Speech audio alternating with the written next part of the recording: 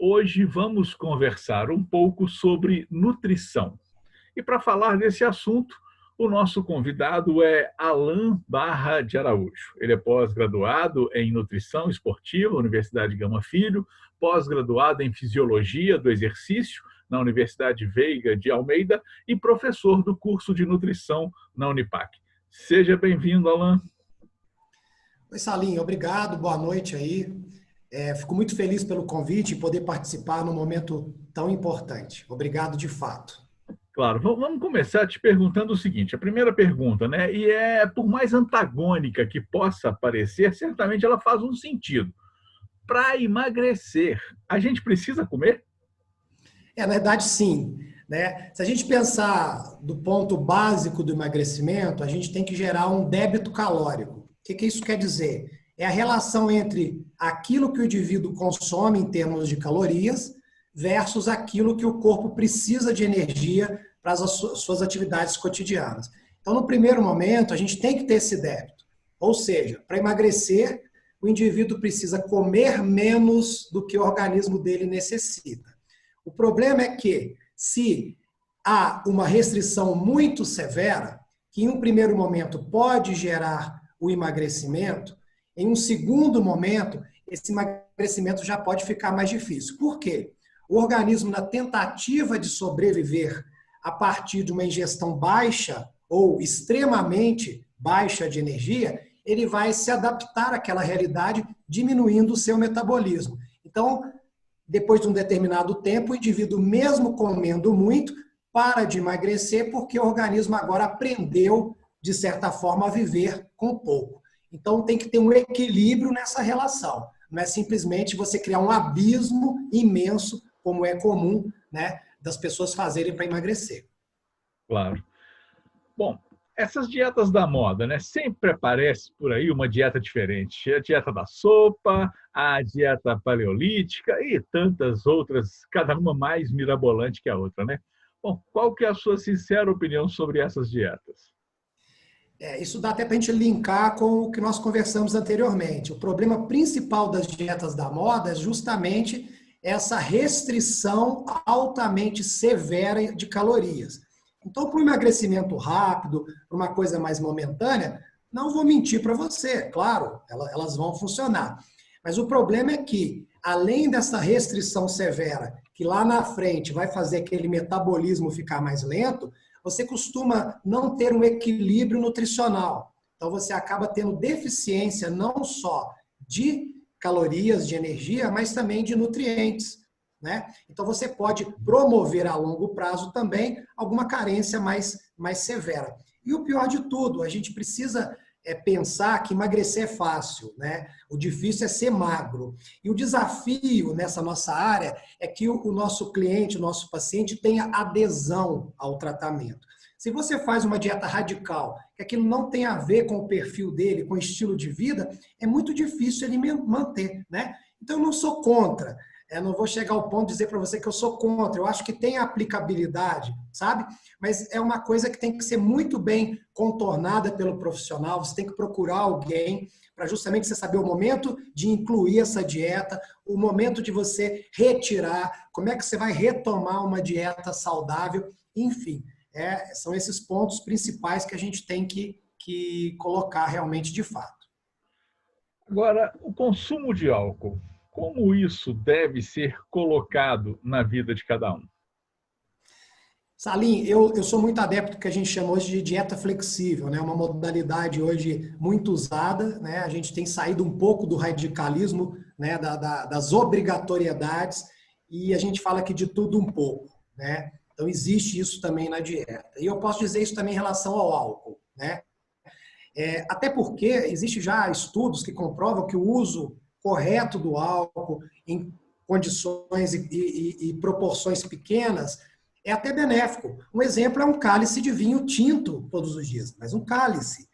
Então, até não nutricionista, mas a maioria dos profissionais de saúde, a gente tem muito cuidado em dizer isso, porque se você está diante de uma pessoa que tem uma tendência a um grande consumo de álcool, a gente pode ser mal interpretado, né?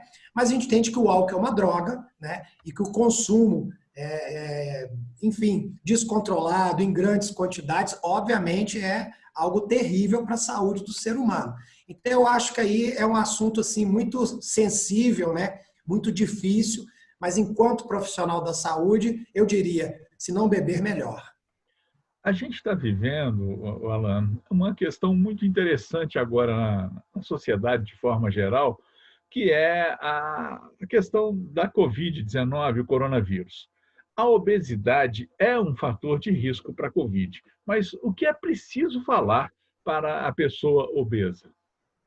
Bem, a gente tem que entender uma coisa sobre a Covid antes. Eu acho que é importante um breve comentário, né? Não querendo entrar aqui em conceitos médicos, que obviamente eu não dominaria, né, como um profissional da área específico nesse sentido, mas pelas pesquisas que eu estou fazendo, também como professor, isso é importante, a gente sempre está tendo que se atualizar. O Covid é uma doença nova. Então, quando a gente fala em fator de risco, isso ainda carece muita pesquisa, né? O que acontece hoje é que os fatores de risco, eles são mais relacionados à estatística e não necessariamente a pesquisas. Então, quando você começa a perceber que o indivíduo obeso, ele tem uma mortalidade maior do que o indivíduo não obeso, aí os cientistas se sentem ali curiosos e começam a gerar uma linha de pesquisa nesse sentido. Então, ainda eu acho que tem muita coisa a se modificar nesse sentido.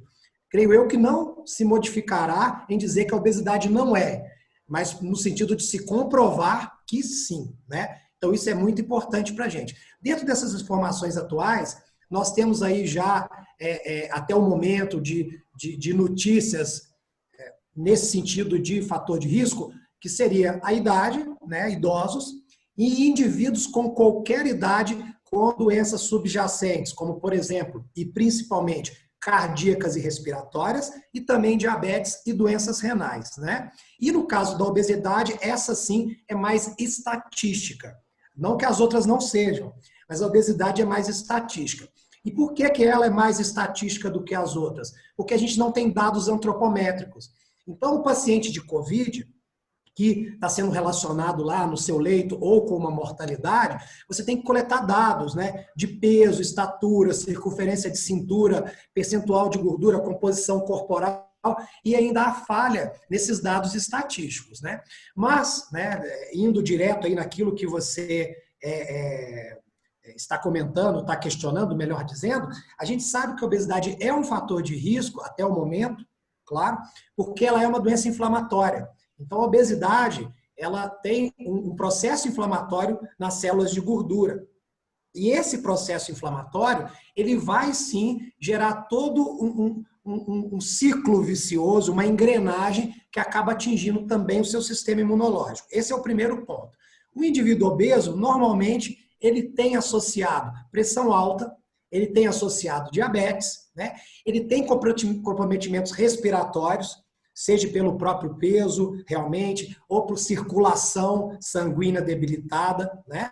Então, ele já vai ter esses probleminhas também. Então, essa questão da obesidade ser inflamatória, a relação dela com essas outras doenças crônicas, que são, eu posso dizer, o produto da obesidade, uma consequência, faz com que realmente, de fato, ela seja considerada uma doença e um fator de risco.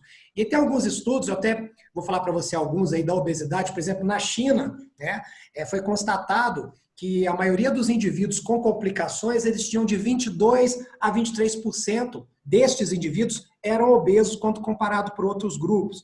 Tem um estudo na França que comprovou também que indivíduos com IMC, ou seja, acima de 30, obesidade, tinham 7 vezes mais de serem internados em respiração mecânica.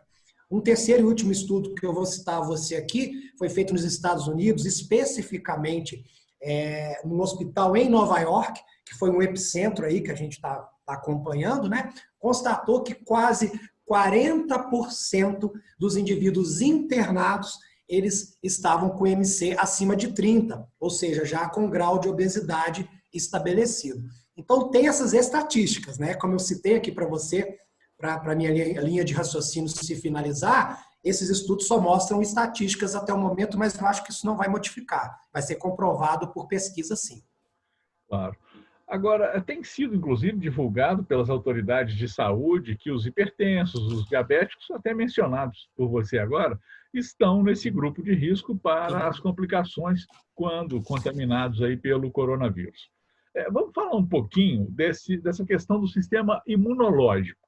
E Sim. aí a gente começa pelo hipertenso, mas quais os alimentos devem ser evitados pelo hipertenso? Ok. Então, Sally, falando da imunidade, a gente tem, em relação à dieta, um ponto muito importante, né? Nós temos dois sisteminhas no corpo, né? Enfim, dois órgãos, se eu posso falar assim, que é a medula e o timo, eles são os principais. A medula fabrica e o timo faz a maturidade das nossas células de defesa.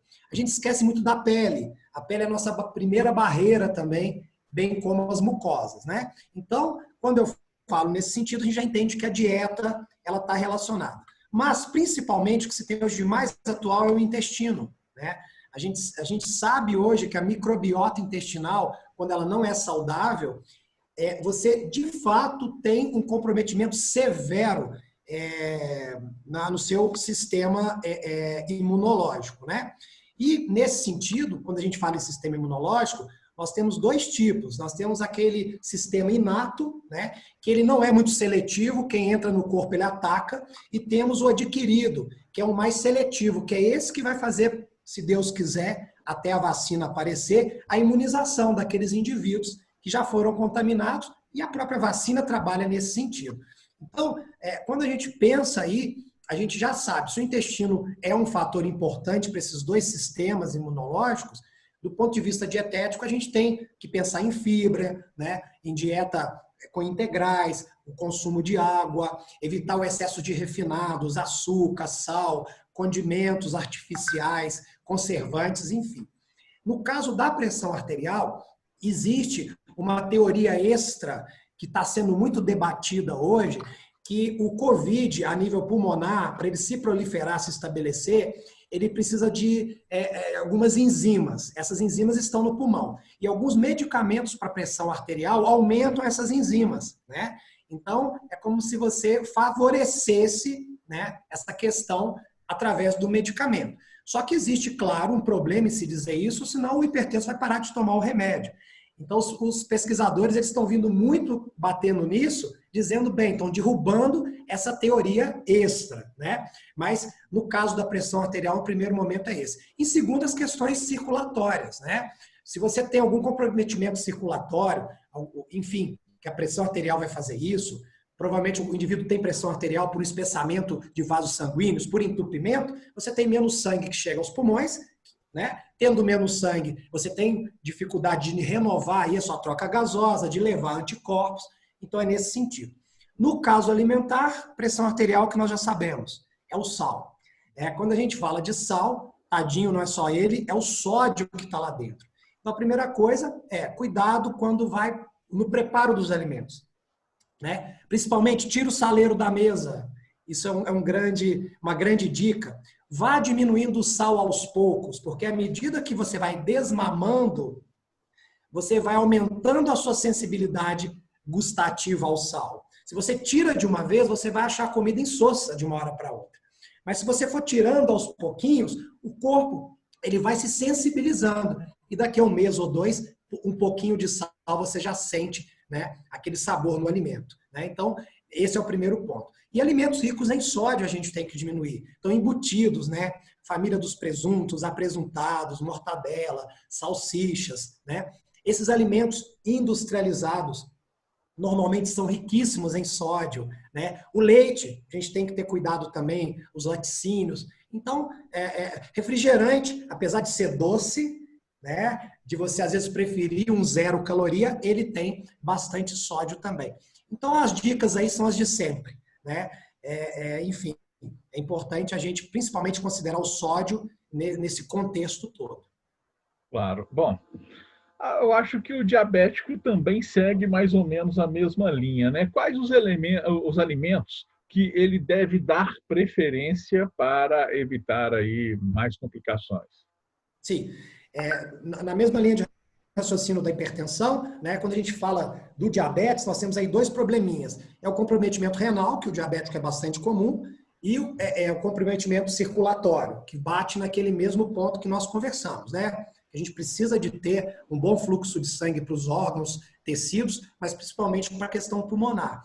E o diabético, ele costuma ter algumas doenças imunossupressoras, como a artrite reumatoide, por exemplo, que são doencinhas que abaixam o sistema imunológico. Pois bem, o diabetes nós já sabemos que, do ponto de vista alimentar, o açúcar, a glicose. Só que hoje a nutrição já tem uma linha mais moderna para abordar isso.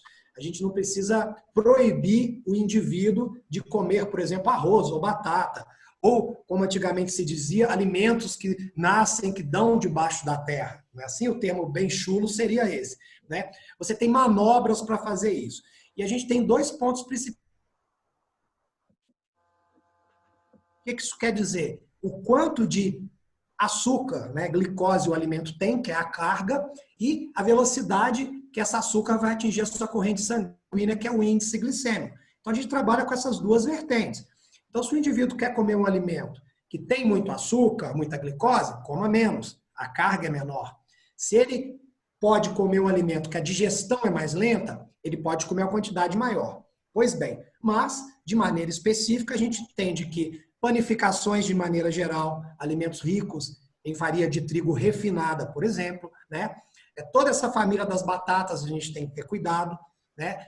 Toda essa parte do arroz também, né? Dos doces, dos açucarados, dos refrigerantes. Então, esses alimentos você tem que ter cuidado.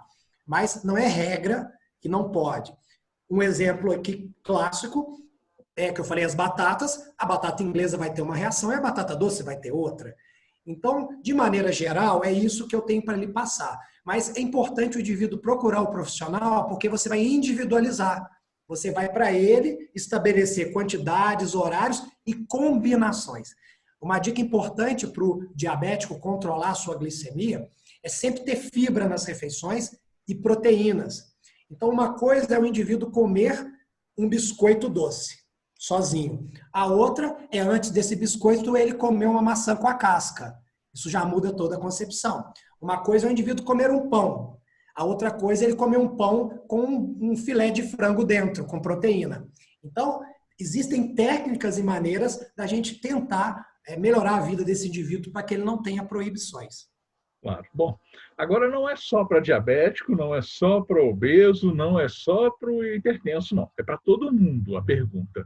Porque, veja bem, eu quero entender e gostaria que fosse assim, colocado para os nossos ouvintes, leitores e também as pessoas que nos assistem, a questão do sistema imunológico. Como é que a gente pode fortalecer o sistema imunológico? Quais as dicas que podem ser colocadas em termos de nutrição? Ao nos alimentarmos, o que nós podemos buscar na alimentação que vai melhorar esse sistema imunológico da gente?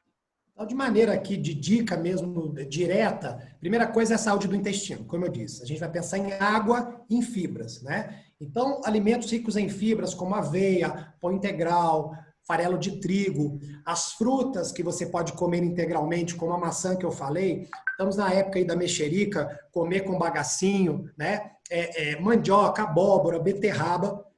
Esses alimentos, eles são importantes para as fibras e como tem muitas cores colorindo o nosso dia alimentar, você tem acesso a vitaminas e minerais, que é ótimo para o sistema imunológico. E nesse contexto, nós temos aí um grupinho de vitaminas e minerais que eles são muito importantes. Então, a gente tem que pensar, por exemplo, na vitamina C, né? A vitamina C, alimentos cítricos. Então, a gente tem a acerola, a gente tem a laranja, temos o limão, o kiwi, abacaxi, tomate, são alimentos importantes para isso. Nós temos a vitamina D, né? Onde, nesse aspecto, de manhãzinha, no final do dia, um pouquinho de sol é importante. Mas, em termos de alimentos, nós temos ovos, vísceras, salmão. Nós temos hoje uma linha interessante de alimentos fortificados. Então, hoje você tem leite enriquecido com vitamina D, justamente para que, junto com o cálcio, você melhore, né, a sua densidade e composição óssea, e carnes de maneira geral. A vitamina E, ela já é uma classe importantíssima para o sistema imunológico. Por ela ser uma vitamina como a vitamina D, mas uma vitamina lipossolúvel, a gente já tem que ter alimentos mais ricos em gorduras, então como linhaça, gema, esses peixes mais gordurosos, semente de girassol, né? São coisas que você pode, às vezes, fazer em casa, coloca num feijão, coloca numa fruta, é bastante possível de fazer isso. Amendoim, castanha de caju, castanha do Pará, e aí você comendo essas oleaginosas, você aproveita e tem zinco e selênio, que a gente aí vai e mata, né, esse quinteto aí, que é vitamina C, D, E, zinco e selênio. Então, cara, diversificar. Eu acho que o importante é colorir, né? Hoje tem um ditado na nutrição que fala: descasque mais e desembale menos. Nós precisamos de comida que estraga. No bom sentido, o que isso quer dizer? Você tem que comer comida de verdade. Voltar para o que a vovó fazia para a gente. Isso é muito importante. Porque esses alimentos de prateleira, né, que ficam dias e dias sem estragar, você pode saber que ali não tem qualidade nutricional. Você tem densidade calórica sem valor nutricional importante. Claro. Eu queria agora falar de criança, né? Da questão das crianças. E, infelizmente, tem aparecido, né? Estão apresentando problemas de obesidade nas nossas crianças. Qual conselho, Alan, você pode passar para os pais cuidarem da alimentação dos filhos? É um momento importante porque esse é um dado estatístico incontestável, né? A obesidade infantil ela vem forte. E ela vem forte por quê? Você vai me entender claramente. Primeira coisa é a ociosidade, é o sedentarismo, né? Então a gente pega nessa vertente. As crianças de hoje não são como as crianças de ontem, né? Dificilmente você vai deixar um filho seu sair à rua a qualquer momento para brincar, para jogar bola, para andar de bicicleta. Então eles estão dentro de casa, na frente do celular e do computador, né? Isso é uma coisa inevitável. Eu acho que tem que haver uma educação tecnológica nesse sentido, de horário, né? Do que você está permitindo que esse filho acesse por essas mídias, essas redes sociais. E, por outro lado, você tem essa comida que eu disse anteriormente para você, que é uma comida rica em densidade calórica e fraca em nutrientes, né? Então, o biscoito recheado, os salgadinhos e etc. E nesse sentido, a criança atual é muito ansiosa, né? Nós temos hoje uma gama de informações e de cobranças, eles ficam ansiosos. E a ansiedade gera compulsão alimentar. Então, esses três fatores juntos cara, uma situação bastante complicada. Dica, primeira coisa, tire da ociosidade. Se o seu filho tem que fazer inglês, ele tem que fazer atividade física. Então leve para o futebol, leve para a escolinha de vôlei, para a luta, leve para a academia, para andar de bicicleta. Isso é muito importante. Segunda coisa, você tem que estabelecer regras da alimentação dele. Ele não pode ser um indivíduo que ele está proibido de comer o que ele gosta, mas existe momento para aquilo. Então, para a criança ser seduzida a uma alimentação saudável, você tem que ser um pouco lúdico, né? Você tem que sair do trivial. De repente, você pegar uma fruta e entregar, aquilo não fica interessante. Mas se você faz uma salada de fruta, por exemplo, e ali você coloca um iogurte ao invés do creme de leite, né? Você pode enriquecer com alguma coisa crocante, uma castanha triturada, um cacau, né? É importante. Preocupe-se também, pais, com a merenda, né? Por que não preparar um sanduíche gostoso? Um sanduíche simples, com queijo, orégano, azeite, uma rodelinha de tomate, se a criança gostar, um franguinho desfiado, né? Se a criança não come vegetal, faz um arroz colorido, né? Cozinha uma beterraba dentro do feijão, faz uma carne com um legume, uma carne moída com cenourinha, por exemplo, né?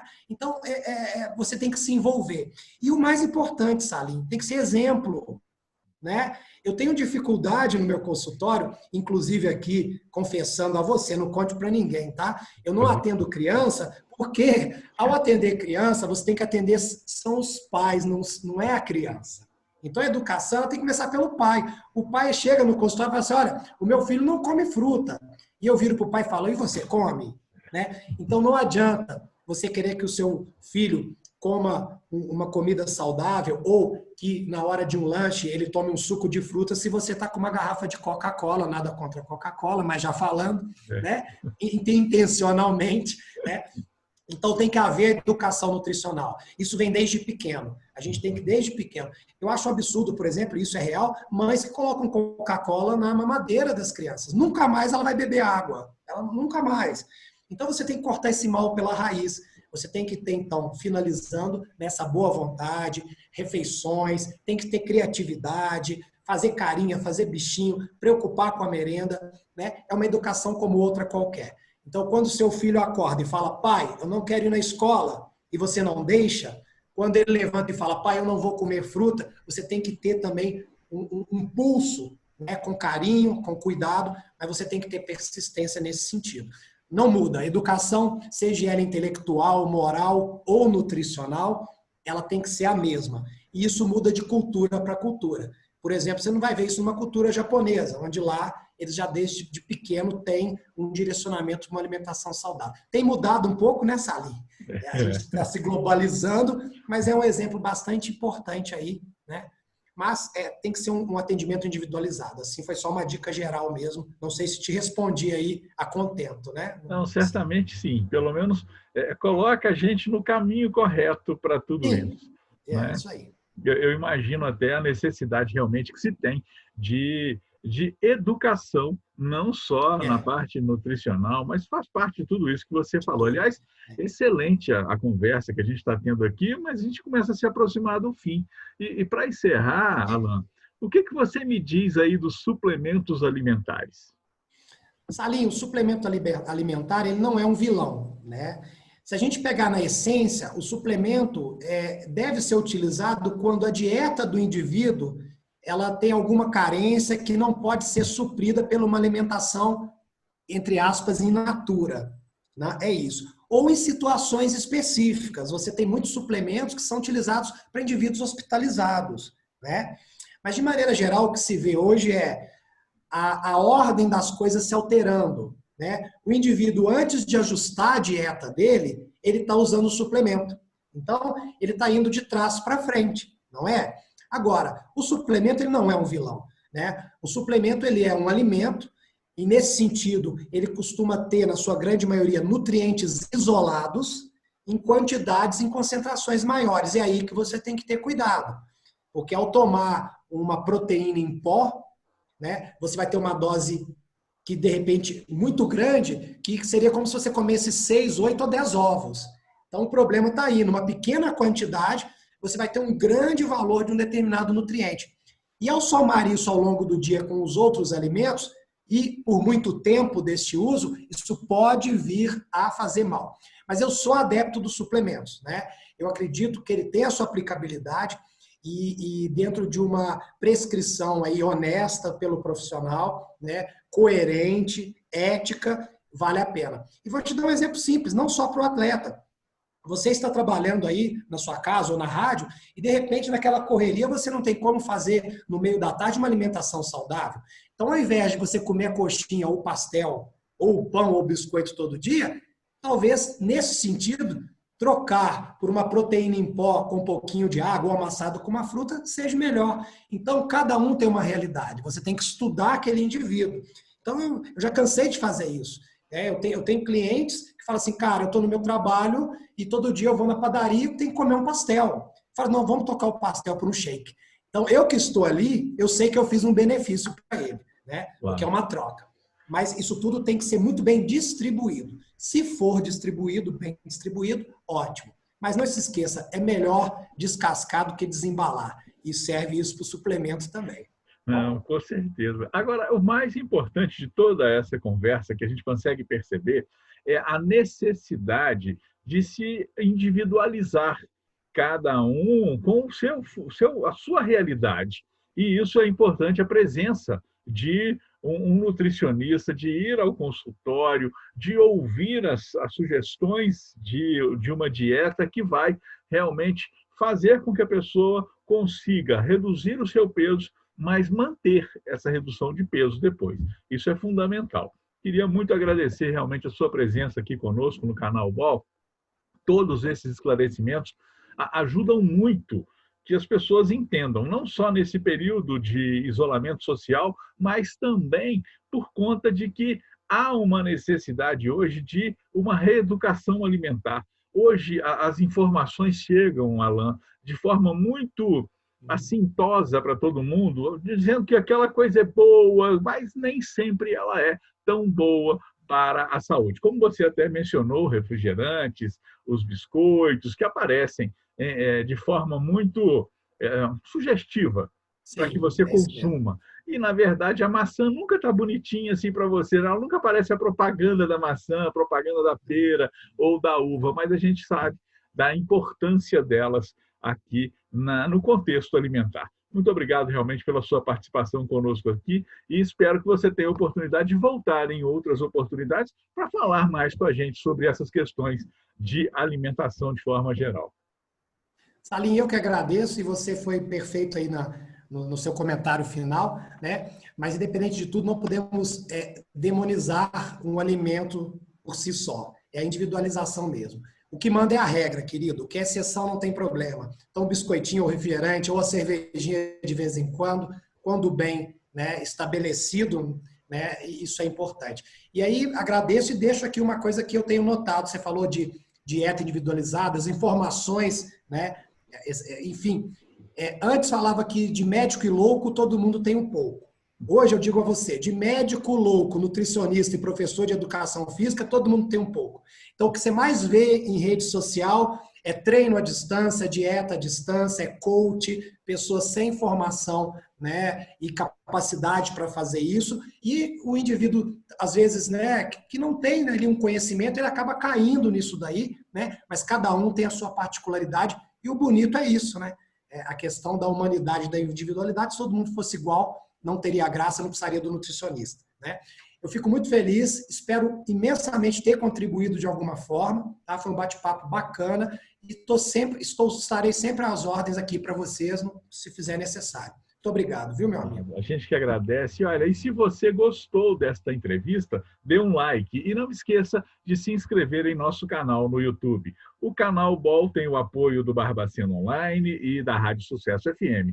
Lembrando sempre que aqui tem conteúdo de qualidade.